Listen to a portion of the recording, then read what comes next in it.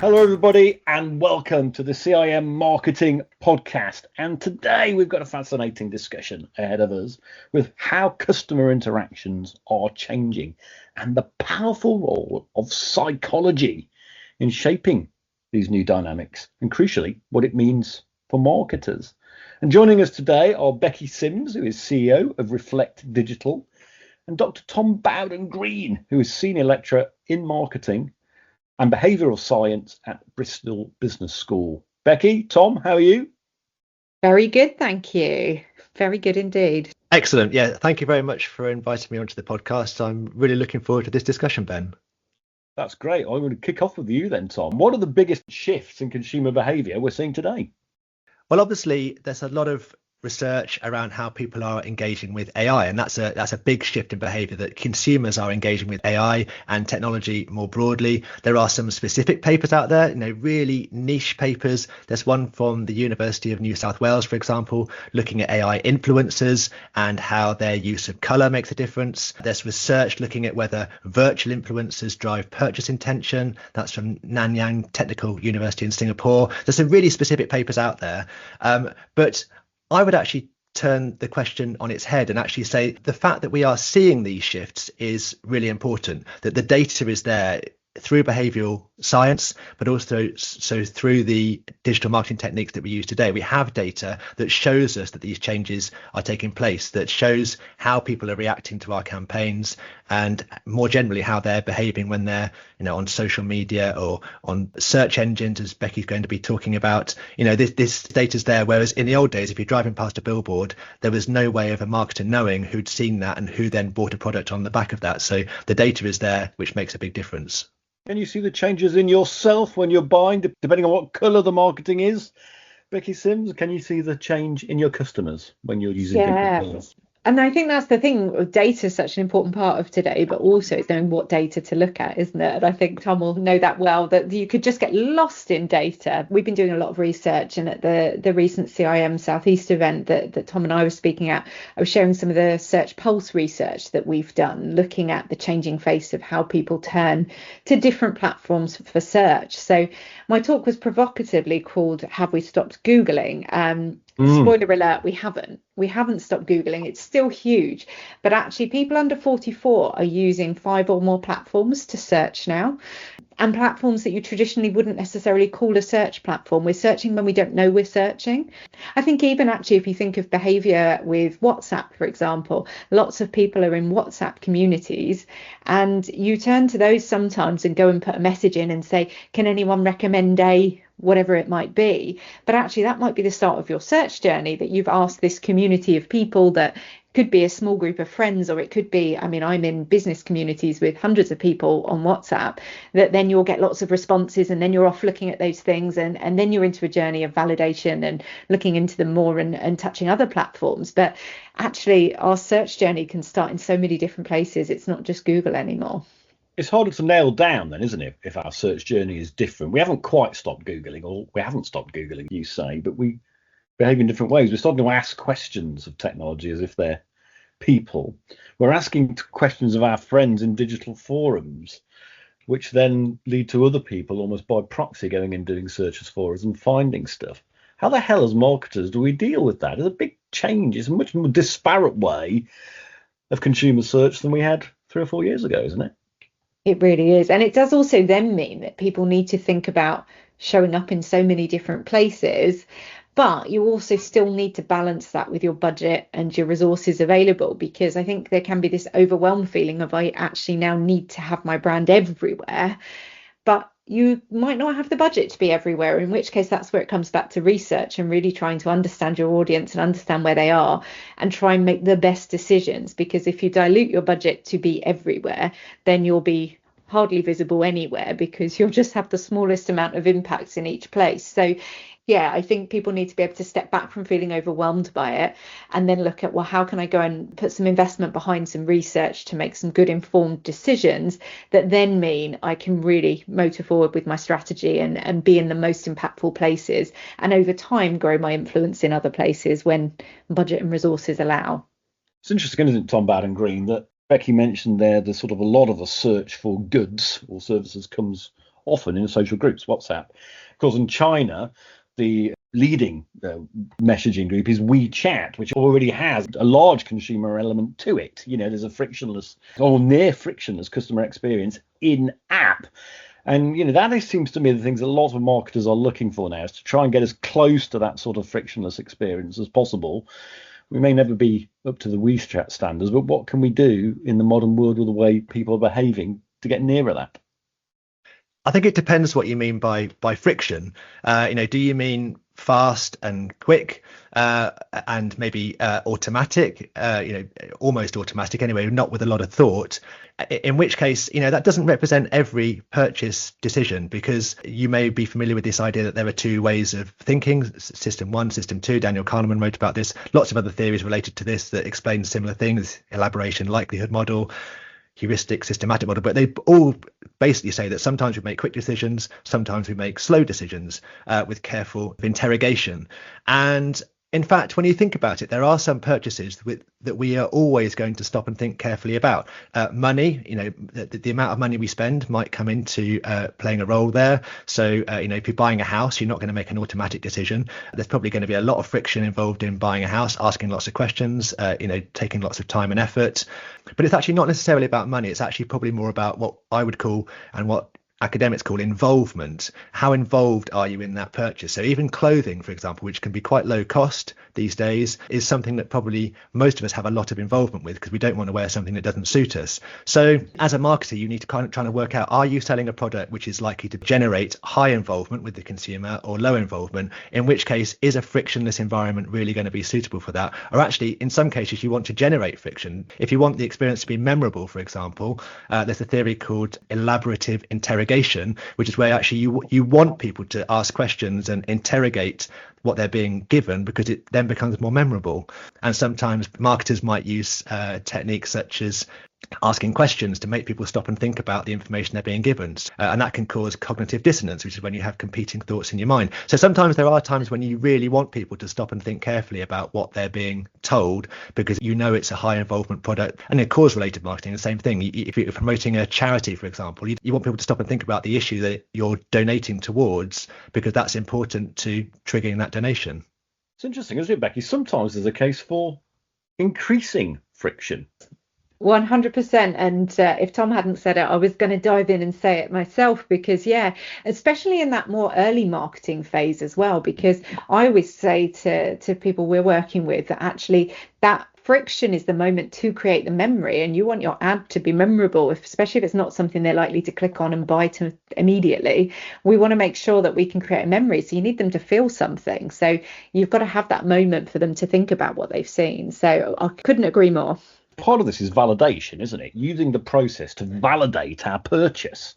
And, Tom's outlined a really interesting couple of use cases where that's happening through a sort of deliberately increased friction. How in other ways are social media platforms and generative AI, say, changing how people validate information and perhaps validate their purchase decisions? So we did, as part of the Search Pulse research, we kind of broke it down off of the back of, and this was talking to 6,000 people of the British public over the last 9 months. And we found that there were kind of 4 human drivers that sat behind why people search. So there's this kind of taste tuning piece, which is where they're trying to discover content that already fits their personal tastes. They're trying to match their aesthetic. It's all about their aspirational identity. And this is normally on social platforms. So they're kind of looking, but not necessarily specifically searching all the time. Sometimes they're just browsing and enjoying their social, but it might spark the start of a journey. Then you've got this crowdsourcing piece that once you've got an idea, you might want to go and find out more about what others are saying. You might want to find what the trends are. You want to be part of a wider conversation. It's not so much about it matching your conversation. It's more kind of challenging some of those thoughts as well, and going out to a wider pool of people. Then you've got this fact-finding piece where I've got something really specific I want to know, and I'm going to now go and look for the facts and look for the information. And it's really important that that's accurate, comprehensive and unbiased to help me in my quest for whatever I'm looking for. And then there's the final piece is that actually we just have some habit driven people that aren't even really thinking about any of that. And they're so automatic in, I go to Google and I look for it and I move on, and they're trying to shortcut everything. And it's probably a more automatic purchase than the others that would need you to think about it a little bit more. What I loved about that report, Becky, is how you sort of overlaid emotional and rational with internal and external, I think, as well, which is obviously, two different theories. There's system 1, system 2 there, but there's also self-determination theory, intrinsic versus extrinsic, to identify times when people do stop and think carefully about things and when other times when they don't, just in that particular area of digital marketing in search. I thought it was really interesting research that you'd produced there.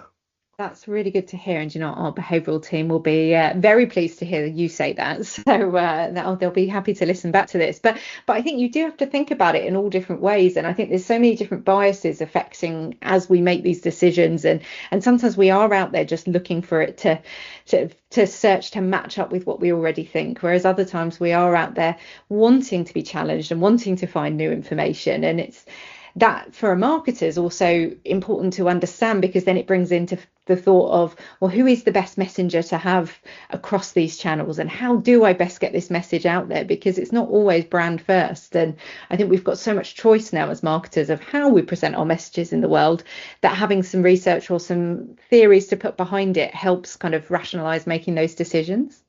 Is it the same people behaving differently at different times, or different types of buyers behaving similarly but in different groups?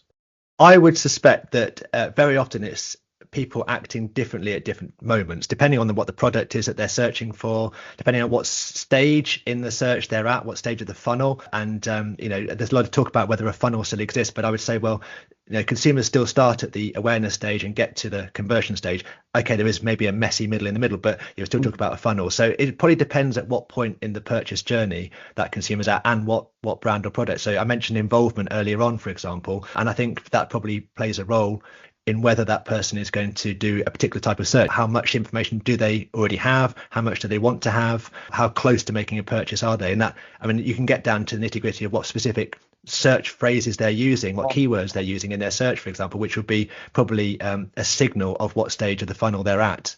If you're saying, where can I buy this product at the cheapest price, then clearly you're about to convert, hopefully. So lots of different variables that would play into which of those 4 categories you might fit into at that particular moment, I would say. I don't know if Becky agrees with that. I definitely do. You might find pockets of people that are always the same way, but I would say most people will move between all of them. I think, like an example where you might dive straight into crowdsourcing, I think I used this in my talk, your washing machine's just broken at home and you need a new one. Well, you're not scrolling through Instagram hoping that someone's going to inspire you about a washing machine. Obviously, as soon as you start searching for a washing machine, Instagram picks up and is going to help along that journey, but you're off straight away trying to find out what's the best washing machine for me, what's got the whatever features it is that you're looking for. So you're in that crowdsourcing space probably and trying to see what other people say about it. Then you're into fact finding, and then you're probably habit driven. Well, off to Google, type the name of the one I want, cheapest price, as Tom just said, and buy it. So it's very different then than if I were aspirationally looking for a holiday. That's probably happening over a long period of time across my social. And again, I use this example, I'm constantly being presented with the next beautiful beach that I might like to go and visit, and building up that picture until maybe I'm at the point I'm ready to buy. Then I'm going to start to get more serious and actually look in detail. But that taste tuning's been a huge piece of that going on in the background until I'm ready for it. Does that make it more difficult? You can't just segment the world into sort of 4 categories of buyer, that each person is a Jekyll and a Hyde, a Jekyll, Hyde, a Jack and a Jill, depending on what time they're buying it, how they're buying it, and what they're buying. Yeah, and I think that's where we need to think more across thinking about behaviours and not the individuals at the time. You need to make sure you have content ready that's happening always on for people that are taste tuning. You then need to have content that's happening always on that's around crowdsourcing and having a point of view in your industry and putting that information out there regularly for people to find, etc. Then you've always got to have your fact-finding content and your more detailed, interesting content there that can help them make their decision and gives them all the rational information they might be looking for at that point. And then you need to be showing up in the right places, that if they're just habit driven, you've got to be there for those queries on Google that they're ready to buy. So you need to know how the person might move through that, but it's got to try and have all those different types of content ready. And we shared a model as well, to talk about kind of the mix between written content and multimedia content, having videos and podcasts and webinars and different things people can go and look at and watch and engage in, because people aren't just looking for the blue link on Google that gives them the text they can read anymore. They want a lot more than that, and they want to get to know your brand. Becky, I should say to the audience, appeared at Henley Business School event recently, and Becky, you came up with this very memorable phrase which speaks to some of what you've just been saying, which is design for behaviour, not for algorithms. And that's quite an important lesson for marketers, isn't it? Yeah, and you know what? I've been saying for years that actually the trick is that you do design for humans, for the behaviour of humans, because if you go back to the very early days of how Google was working, we could absolutely trick the system. I mean, early days of SEO, you had people writing white text on white backgrounds, put in just whatever their keyword is and writing it as many times as they could, and it would trick Google. And that's before Google started to really work out what their algorithm needed to do. And actually what it needed to do was represent what human brains would do and how we look for information and what things we're weighing up, which is where it's evolved into having their kind of expertise, experience, authoritativeness and trust that they look for. So actually the algorithm is trying to mimic what humans want, because the search engines, and I imagine this is the same for the LLMs, albeit it's all very new still and we're not really quite under the hood enough yet to work that all out, but they're trying to make sure that they can present the best information that us as humans want to find. So therefore they have to think like humans. So actually you almost need to forget what they need and just go back to thinking about humans, and then you'll be pleasing all of the different platforms, albeit there's probably a bit of technical stuff in there that you've got to make sure your website and your content's set up in a way that it can be read, etc. But the main focus needs to be, am I creating the content in the format that's needed and placing it in the place that it needs to be from the right point of view and the right messenger to attract my audience and to give them what it is they're looking for. Dr. Tom Bowden-Green, design your stuff for humans, not for machines. It's a point that I regularly remind my students that yes, there are algorithms that change all the time that will determine whether your content gets shown to a large audience to a certain extent, and there's all sorts of experts online that will tell you, should you include a photo, yes or no, should you include emojis, yes or no, should you have links, yes or no, and it's changing all the time. But at the end of the day, a real person needs to see and engage with that content, and even if they do click like or they comment on it or they share it, you've still got to think about whether your main call to action is going to resonate with them. So if you're selling a product, will they still buy that product? They might click like or share, and they might find, I don't know, the advert really funny or your photo really well taken, but will that affect their brand perception and therefore later down the line change whether they're going to actually purchase the product? So psychologically, you've got to think around, how will a real person eventually engage with this? I use LinkedIn quite a lot, as I'm sure many of your listeners do too. And I often think quite carefully about the impression I'm trying to give on LinkedIn, for example. And personally, I try to post content which is quite useful to other people. But I often see, posts and videos and photos that are very, very popular, but actually don't necessarily portray the person who's taken that video or photo in the best light. They've just got a lot of attention and a lot of interaction. But at the end of the day, you're going to form an impression of that person based on whatever it is that they've posted. So think about that carefully, and obviously from a brand perspective too, but I'm thinking maybe personally on LinkedIn. This is a really important dichotomy to be aware of, isn't it? It's possible to like something, it's possible for something to grab you, but then you don't buy it. That's very possible. It's a real and pleasant risk for a lot of marketing, is that people like it, or at least their attention is grabbed by it. They don't buy it. There's two separate parts of the science there. Absolutely. So the book I've just written with my friend Luann is called Marketing and Psychology, and it goes through all the different considerations that will lead to someone eventually, hopefully converting, making a sale, maybe even becoming loyal and coming back. And yeah, there were so many different stages. Attention and awareness is sort of top of funnel, and whether you believe in the funnel still or not, at the beginning of the journey, you need to make people aware that your brand exists, and there are all sorts of things you can do, audio, visual, memory, etc. around that. But as you work through, you need to think about, okay, when it gets to the point of sale, how will they assess value? How will they reflect on previous experiences with this brand? Now, there's all sorts of things that might affect them further down the funnel. So just grabbing their attention is probably not going to be enough. In a business, people often talk about turnover and profit, a turnover being vanity and profit being sanity. And I often think the same with certainly social media, but online marketing generally is just getting a lot of attention is vanity. Getting sales at the bottom of the funnel is sanity, really. That's how I might phrase it to students that I'm teaching. How can we stay sane in our marketing, Becky Simms? It's such a good point, isn't it? It's also going to get harder and harder where we've got things like LLMs or the AI overviews on Google. People are getting answers without coming actually onto our website. It might be our content that's helping provide the answer, but we're not getting them to our website. So I think then you have to work even harder to think, how can I get them to my website? How can I provide enough information that they're interested, but then they need to carry on through? Because once you get them onto your website, it's trying to find some kind of hook that you can get them to properly engage with you, whether that's getting them to follow you on social media, so you've got a chance to build a relationship, or getting them to give you their email address so that you can then follow up with them with communications. But all of that needs to then be as tailored as possible and not a blanket approach that everyone's getting all the same thing. Obviously, a bit harder on social, it is a bit more blanket, but thinking about the different channels and how maybe your Instagram audience might be different to your X audience or your Facebook audience, and not just putting the same thing on all of them, because actually that's probably different groups of people there for a different reason.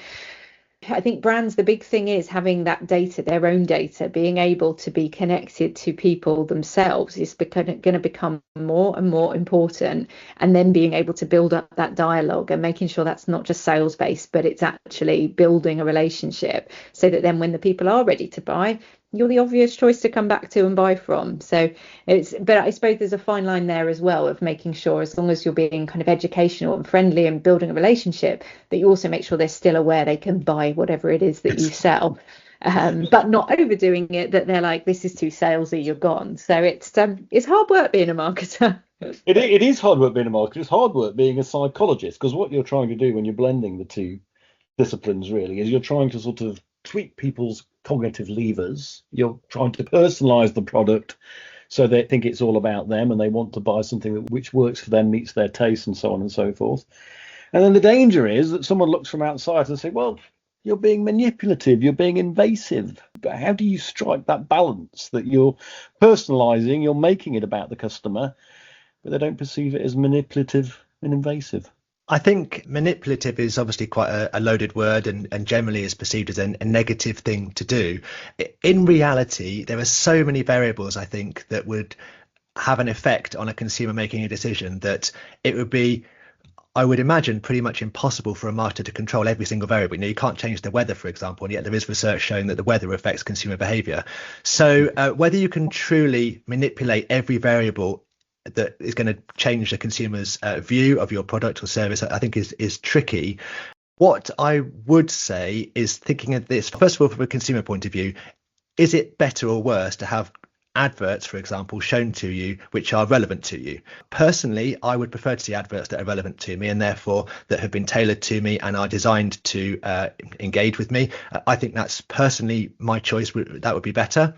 But then from a marketing perspective, actually there's an opportunity to make marketing far more efficient by helping people to make a decision which they were perhaps already going to make. Maybe you've got a product which is attractive to them, but in the old days you would have wasted a lot of money showing the advert to people that were never going to buy it and it wasn't relevant to. And even today, if I'm watching TV, I see adverts for things that I'm never ever going to buy. I'm just not the right demographic for it.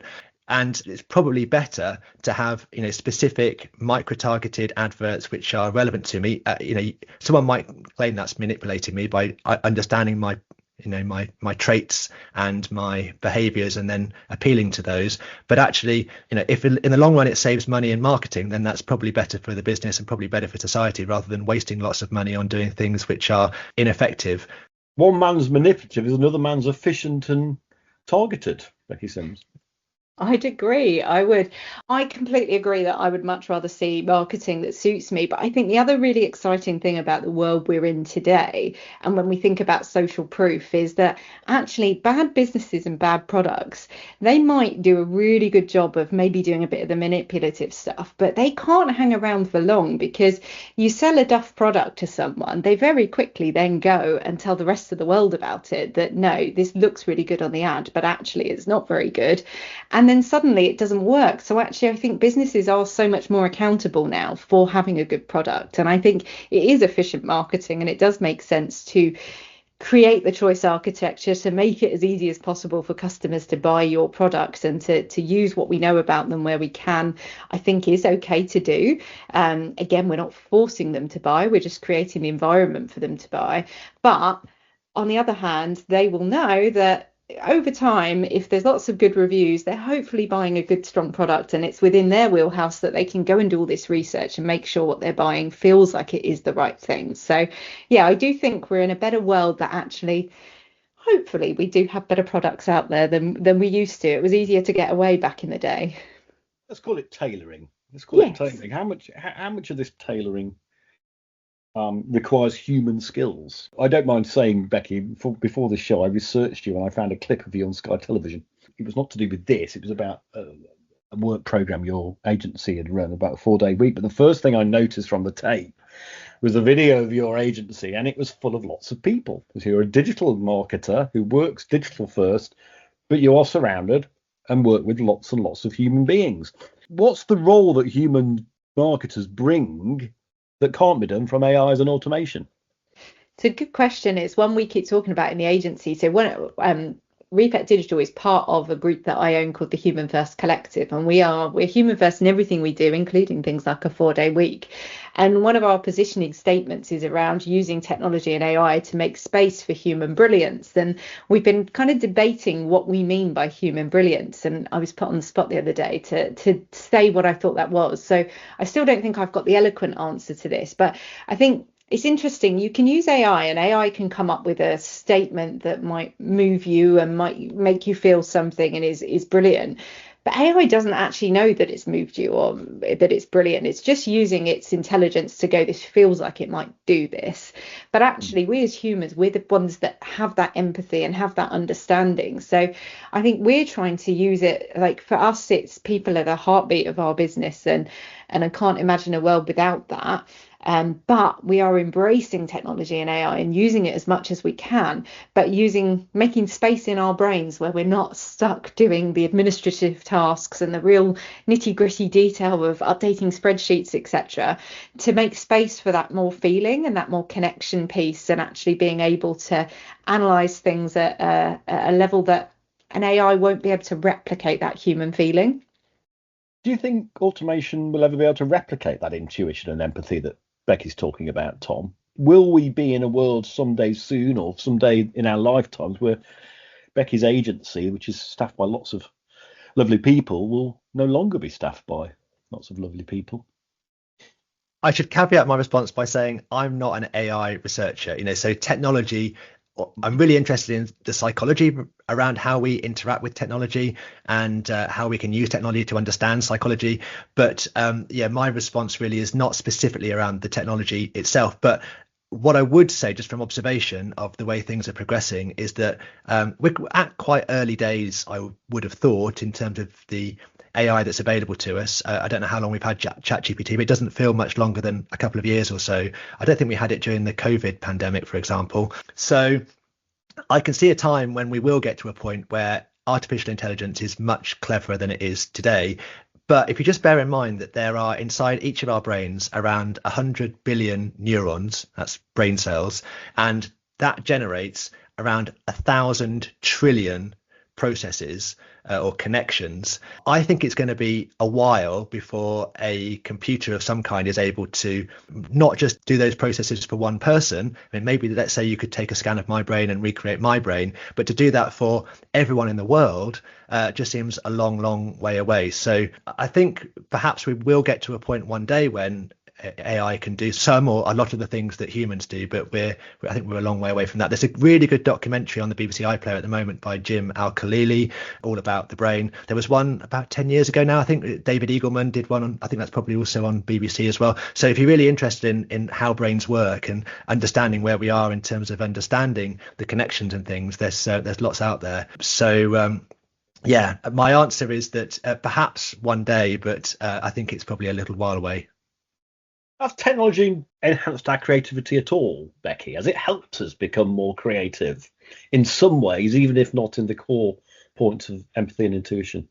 I would say I think it has, because I think it creates space to be creative, because actually in a busy working day when you're running from meeting to meeting and there's so much administrative tasks that have to go into working in the world of marketing, to be able to take some of that away, or to be able to, even today, I've got my ChatGPT trained on all of the latest research we've been doing and latest articles I've written. So actually getting something like some podcast questions, you can feed it in and you can say, of what I've been working on recently, give me some talking points.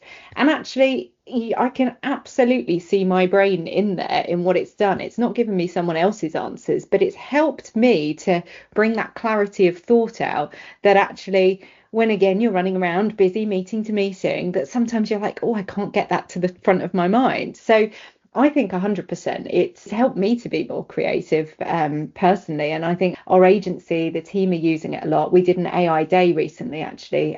We had a trainer come in and show us some tools that maybe some of the team might have been played with before, some hadn't. But we had a day where we set a task in the afternoon once everyone had played with all these different tools, where they basically, we'd ask them what they liked about popular culture and whether they were into gardening, etc. And we'd grouped everyone off into things that they were interested in. So I was in the music group, and we had to create part of a digital magazine.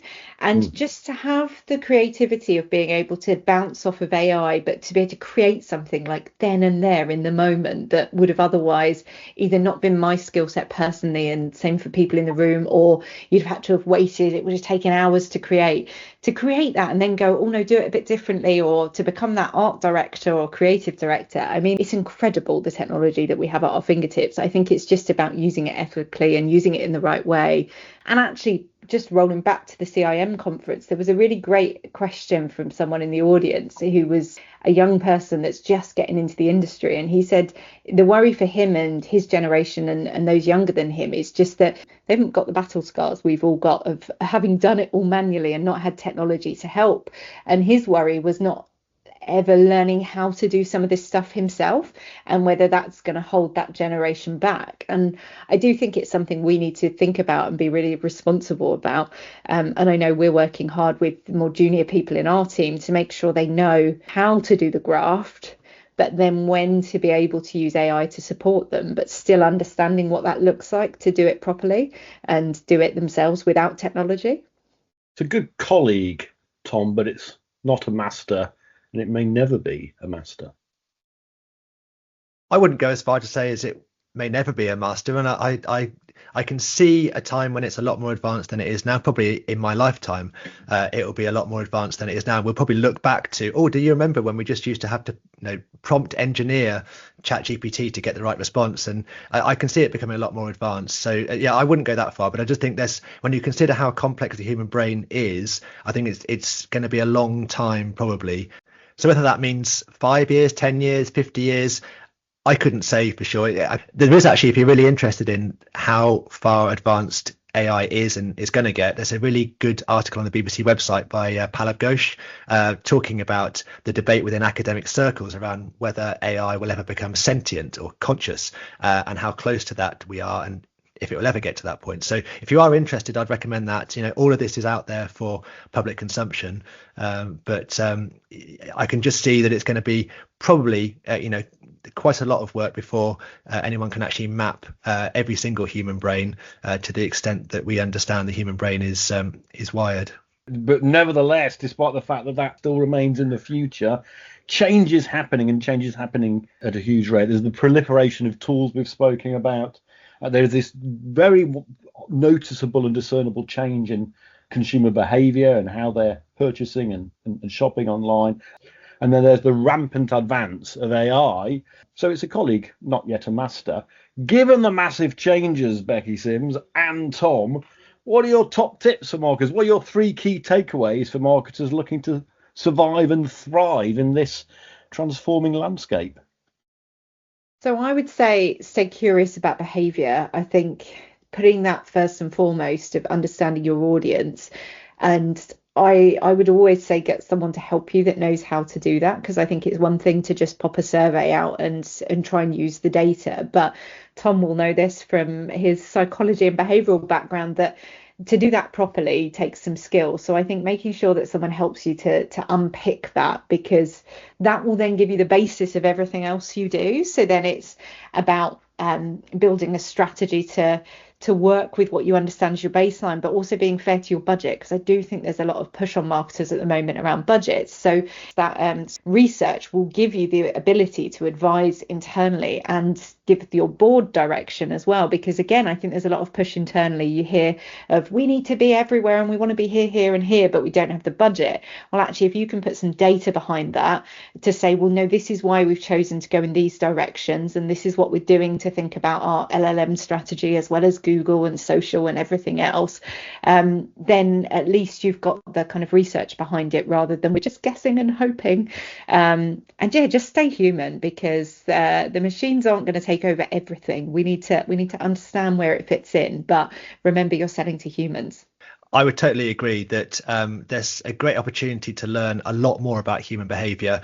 There are probably thousands of papers out there, academic papers, research papers out there, if not millions. So it can seem quite daunting to really try to understand this in some depth. And I'm on a mission to try and help people to understand this, really. I mentioned earlier there's a book, Marketing and Psychology, which is about to be released. There's a website, marketingandpsychology.com. There's a newsletter. So that's one starting point. And what we try to do in this book, Luann and I, is try to explain around 400 theories, but break it down and understand how you might apply those theories in different places at different points in the funnel, and really with practical examples. So we want to try and make it easier. There are lots of other great books out there, and we signpost people to those on our website, and there's podcasts out there. So my recommendation would just be to engage, so that when you get this data back from your digital marketing, it makes sense. You can see, okay, so I can see why someone clicked on that and they didn't click on that. And I can understand why that particular profile of person reacted and that particular profile didn't. The answer to all of these things is psychology. And whilst we can't look inside someone's brain with an MRI scanner, certainly we can't do that for every consumer that we are selling to. There are broad patterns of behavior, which we call psychological theories, which you can start to understand and, yeah, as I say, make the data make sense to you, and then design campaigns which are more effective. So I guess if I broke that down to 3, it would be books, listening, podcasts like this one, and probably blogs that you read online. There's so much out there that will help you to understand this in more detail. And I think just one final point on everything that I said and Tom wrapped up there beautifully is then it's test and learn. Like, you can't, just because you've then read it in a book, you then need to actually test it in the wild with your audience. You can't assume that then it's just going to be perfect. So none of this stuff is perfect first time round. It's an evolution, and having that test and learn and fail fast mindset, but knowing how to do that properly is critical, because we've got the data. As we said, it's not like the days of billboards where you don't know how many people saw it and what they felt about it. Use the data in the right way and just keep testing and go and run amazing campaigns and get brilliant results for your business. Go ahead. What a great call to arms, a great call to action. That's Becky Simms, CEO of Reflect Digital, and Dr. Tom Bowden-Green, Senior Lecturer in Marketing and Behavioural Science at Bristol Business School. Becky, Tom, thanks very much indeed for coming on the show.